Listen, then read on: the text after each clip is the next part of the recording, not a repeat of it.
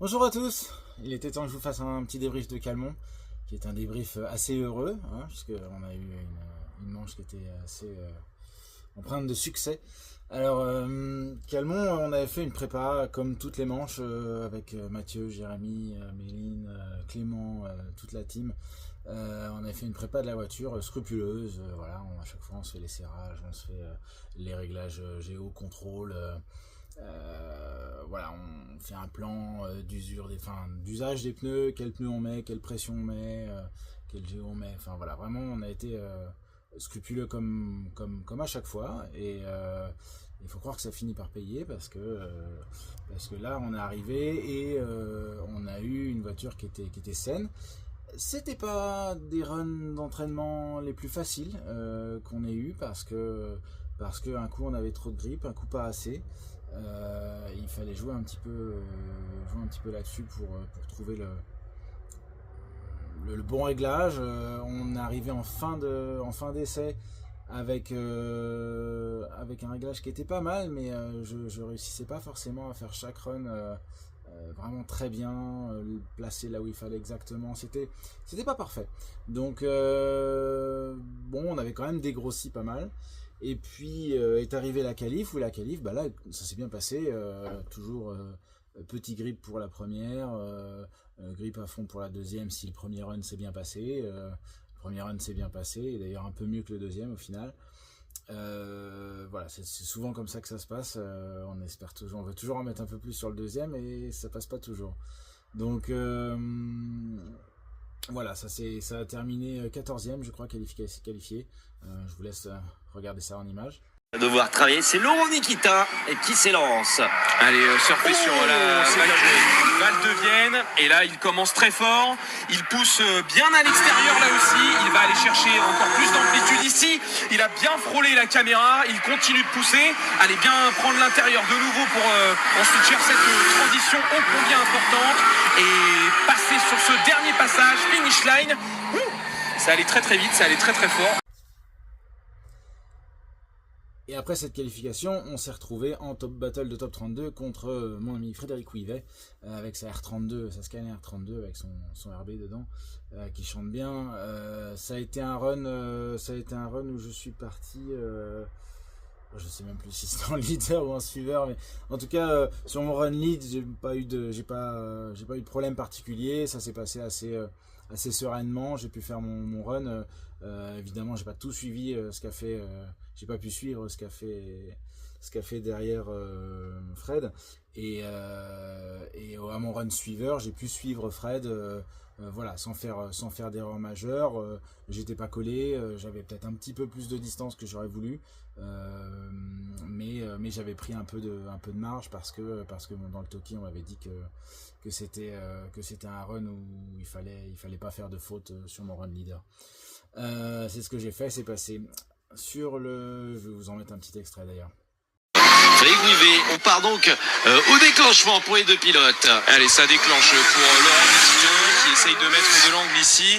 Et regardez juste derrière Frédéric Ouivet qui ne se laisse pas impressionner, qui arrive en tout cas pour l'instant malheureusement à rester proche. Mais derrière c'est un petit peu plus compliqué et il a du mal à pouvoir enchaîner, à mettre de l'angle. Derrière Laurent Nikita affiché par Frédéric Ouivet. Et derrière, regardez Laurent Nikita qui essaye de faire de même et qui pour l'instant garde de la proximité tout en mettant de l'angle, même si ici il est un petit peu plus à l'intérieur que son leader devant lui. Et même regardez ici avec Frédéric Ouivet qui s'est fait un beau petit matelas. Sur le run suivant, j'ai eu comme adversaire Anthony Rocci. Alors là, Anthony Rocci, moi je l'avais rencontré en 2018. En 2018, au même endroit, Calmont, et c'était en top 4. Non, pardon, c'était en petite finale. En petite finale en 2018, et j'avais perdu contre Anthony qui avait fait un run collé-collé comme il sait les faire. Et donc là, j'avais un peu la pression parce que Anthony, il a une super caisse, légère, puissante, il a un coup de volant qu'on connaît tous, qui est excellent. Et voilà, donc c'était vraiment le coin l'endroit où il fallait pas se louper. Bon, je suis arrivé derrière lui avec un peu de trac. Heureusement, le Mathieu dans le Toki m'a un petit peu fait descendre, m'a un peu coaché dans le bon sens, on va dire, a su trouver les mots pour arriver dans une humeur sereine pour faire un bon run. Et en suiveur derrière lui, j'ai pu être proche de lui. J'ai même fait une touchette qu'on voit pas dans le live, qu'on voit nulle part, mais en fait, à la première transition, juste après le clip 1, avant d'arriver au clip 2, en fait, je le touche et moi, ça m'a fait un bon coup dans la voiture. Vraiment, c'était mon museau qui est arrivé dans son arrière, comme ça. Et ça a dû lui faire un petit coup, mais ça ne l'a pas empêché de pivoter correctement. Donc bon, ça s'est pas vu, le run s'est continué normalement. J'ai réussi à être assez proche de lui tout au long du run. Il n'y a pas eu d'erreur majeure de part et d'autre. Et quand on a inversé les positions, par contre, là derrière, c'est lui qui a fait une erreur à la transition du clip après le clip 2, où il a fait un regrip ou une faute. On va regarder les images d'ailleurs. Qui va venir se jeter dans les pare-chocs d'Anthony Rocci. Beau déclenchement d'un part d'Anthony Rocci qui va chercher le rail et de la vitesse. Laurent Nikitin qui se fait enfermer à la sortie du premier virage. Ici, une transition qui se passe très très bien pour les deux pilotes. Oh, la transition pare-choc d'Anthony Rocci et la finish line pour les deux pilotes. Tu l'as bien souligné, ouais. Laurent Nikitin qui s'est bien placé, Anthony Rocci qui est venu chercher la proximité, et ici qui s'est enfermé, bam, qui s'est pris un peu la barrière. Alors on le revoit un petit peu après, je pense pas, enfin en tout cas on n'a pas vu si ça avait comment dire, fait un regrip ou il a fallu redéclencher la glisse. En tout cas.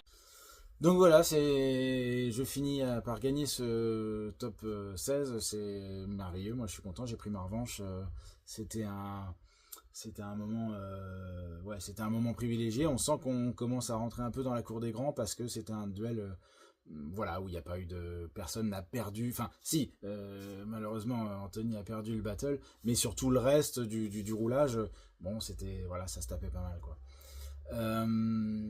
Ensuite je passe contre Kevin Josu. Pareil, je me dis on enchaîne les grands noms parce qu'après Anthony Rocci et Kevin Josu c'est pareil, sacré morceau. On part en battle, je pars suiveur puisque j'ai fait 14e, il était meilleur aussi sur la qualif. Je pars en suiveur, je fais un run suiveur où j'arrive à être proche de lui sur les phases de transition et où je perds un peu de terrain sur les phases dès qu'il y a un peu plus rapide. J'ai globalement un peu moins de vitesse que lui. J'avais assuré en mettant pas trop de grip pour pas avoir de problème de ligne en fait, pour pas faire de grosses fautes. Le côté négatif c'est que effectivement j'étais peut-être un peu moins rapide et ça peut coûter cher. Heureusement j'avais une ligne qui était propre derrière lui, j'ai pas fait d'erreur, j'arrivais à être pas trop loin de lui quand même sur les transitions, voire même assez proche à certains endroits. Et sur le run retour là c'est lui qui fait la faute au même endroit qu'Anthony Rocci en suiveur, donc juste à la transition du clip 2. Voilà, je crois que c'était il a failli regripper ou en tout cas avoir une déduction de points telle que j'ai pu gagner le run. Donc pareil, encore super content parce que c'est une victoire, une deuxième d'affilée, que de pouvoir vaincre un grand nom sur le tracé de Calmont qui est quand même particulier, qui est quand même à sensation. Ici, au déclenchement, bien placé sur la barrière, c'est derrière pour Laurent Nikitin.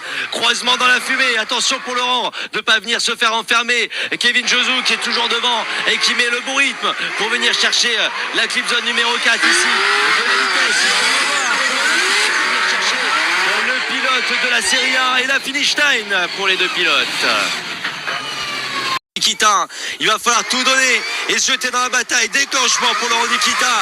C'est large, bien placé, Kevin Josu derrière qui met la pression sur Laurent Nikitin. C'est très bien joué. Attention de ne pas se faire enfermer. Il s'est fait enfermer, Kevin Josu, par Laurent Nikitin sur l'entrée du 3. Le 4 ici avec Kevin Josu qui a encore un petit peu de mal. Ici, Laurent Nikitin qui passe la finish line.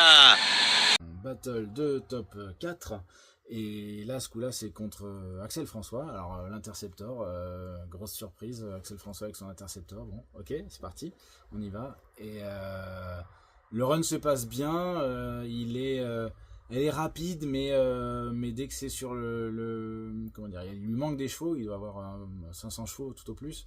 Et heureusement qu'elle est légère, du coup ça la rend agile, plus agile que la mienne, mais parfois moins rapide. Bon, voilà, normalement j'arrive à faire un run où j'arrive à le suivre, pas mal. Et sur son run où il était suiveur, il fait un tête à queue derrière moi parce que au clip 2, les juges m'ont imputé un ralentissement ou un passage sur le clip 2 où j'avais vraiment peu d'angle et pas assez de vitesse. Voilà, alors j'ai une petite frustration sur cette perte. Alors je comprends que les juges les jugeaient comme ça. Moi, je vois les choses d'une manière un peu différente. C'est que oui, effectivement, j'étais le pied sur le frein au moment du clip 2, simplement parce que j'avais une vitesse qui n'était pas énorme à l'endroit. J'avais bien ralenti pour pas me mettre dans le décor. Et du coup, j'avais le pied sur le frein pour pouvoir élargir la ligne. En fait, le frein pied gauche permet d'élargir la ligne. Si à la vitesse à laquelle j'étais, si je freinais pas, je sortais tout de suite du clip et je faisais une ligne qui était pas belle, quoi. Donc pour pouvoir assurer une belle ligne et rester dans le clip et finalement continuer d'ouvrir la porte pour mon suiveur parce que c'est ce qu'on nous demande, j'étais pied sur le frein et pied sur l'accélérateur. Le moteur était un peu bas dans les tours, donc il n'a pas repris aussi instantanément que quand il est plus haut dans les tours. Donc frein à pied plus moteur bas dans les tours, ça fait une petite hésitation de la voiture qui était en accélération, mais vraiment qui a eu un petit temps pour repartir. Et ça, les juges ont considéré que c'était préjudiciable pour le suiveur Axel. Parce que lui, effectivement, il avait perdu de la distance sur son élan, et là, il était un petit peu loin de moi. Il est arrivé à Mach 12 en faisant sa transition, et le fait de me voir un peu lent dans le 2, il a peut-être mis un peu plus de frein qu'il aurait dû, et ça l'a fait pivoter, spinner. Bon, c'est ainsi, c'est le sport, il faut accepter ses défaites, je l'accepte sans problème. J'espère que... voilà, enfin, c'est même pas j'espère, c'est que en fait, finalement, les décisions comme ça, un coup elles sont dans son sens, un coup elles sont dans le sens de l'adversaire. Voilà, il faut juste être un peu philosophe face à ça. Et donc, j'ai eu de la chance à d'autres moments. Sur ce coup-là, j'ai moins de chance. Voilà, c'est pas un problème. En tout cas, je pense que le travail de juge a été correctement fait. Mettre en difficulté, en tout cas d'essayer de mettre en difficulté Laurent Nikitin. Beau déclenchement de la part de François qui se passe bien le long du rail. Oh, le dive de Laurent Nikitin pour entrer sur la clip zone numéro 2 dans la portière. C'est chose faite aussi ici sur la clip zone numéro 3. On est généreux pour Axel François. On vient descendre dans le bas-côté pour Laurent Nikitin. Et on arrive sur la finish line. Bref, en avant, c'est parti cette fois-ci. Laurent Nikitin qui se place, appel contre appel. Ouais, c'est bien joué de la part de Laurent Nikitin qui met du rythme. Axel François qui dive ici pour venir chercher. Oh, il s'est fait enfermer Axel François. Que s'est-il passé? Laurent Nikitin qui continue et qui vient coller le rail avec le clip zone numéro 4. Et là, Jérôme Esteban. Et ben, je pars bille en tête en me disant, je suis passé contre Anthony Rocci, je suis passé contre Kevin Josou, je suis passé contre Axel François, donc des mecs qui vont taquer, qui vont super vite, etc. Jérôme Esteban pareil, Jérôme Esteban il se retrouve pas en top 4 par hasard, donc sauf que je me dis, bon là c'est maxi vitesse, on y va, on est taqué, moi j'avais une revanche à prendre parce qu'en 2018 à Calmont j'avais fait 4ème et j'avais envie là de monter sur le podium, de gagner cette petite finale, et donc je suis arrivé proche de lui, vraiment collé à lui sur le déclenchement. Et là, j'avais pas suivi ses runs, et c'est l'erreur que j'avais faite, c'est de ne pas avoir suivi ses runs précédents, et il a fait comme il avait fait d'habitude, c'est-à-dire il a pris gros d'angle sur son appel de déclenchement, et moi j'ai été surpris parce qu'en fait déjà j'étais vraiment collé à son cul, et en plus il a pris gros d'angle, quasiment 90 degrés à l'appel, juste à l'appel, ça l'a fait ralentir énormément. Moi j'ai lâché le gaz, mais ça suffisait pas, clairement il a ralenti bien plus que mon lâcher de gaz, ce qui fait que quand il a pivoté, il est arrivé tout de suite dans mon train avant. J'avais pas le cerveau câblé pour me dire tiens, je vais changer le pied, je vais aller le mettre sur le frein. Là c'était pas du tout le moment où j'imaginais pouvoir faire ça, donc ça a fini qu'un bon choc. L'amortisseur a déclaré forfait sur le coup. Heureusement, lui, je crois qu'il a eu qu'une seule vis de cassé. Alors je sais pas, il a fait sa mécanique d'après la manche. J'ai pas les news pour l'instant, mais je crois que c'était pas très grave sur son train, et fort heureusement. Je suis désolé Jérôme pour cet aléa de course. Voilà, ce sont les joies du drift, ou les aléas du drift, disons. Vous allez retrouver Jérôme Esteban face à Laurent Nikitin. Ils sont partis les deux pilotes. À l'appel contre appel ultra généreux. Oh, c'est touché sur le véhicule de Laurent. Voilà, donc au final 4ème, je suis aux anges parce que 4ème, ça veut dire confirmer ma place confirmer ma 3ème place ou mon bon niveau que j'avais pu montrer à Val de Vienne, sachant que le début de saison, ça avait été top 8 à Argentonais, sachant que ça avait fait top 16 à Cran-en-Ternois. Voilà, là de faire top 3 et ensuite top 4, c'est vraiment un ouf quoi, un ouf, ça y est, je suis au niveau que j'ai désiré depuis 10 ans, parce que ça fait 10 ans que je bosse pour ça, avec les personnes qui m'entourent, et je les en remercie. Et alors là, grosse surprise, énorme surprise, on se retrouve 3ème du général,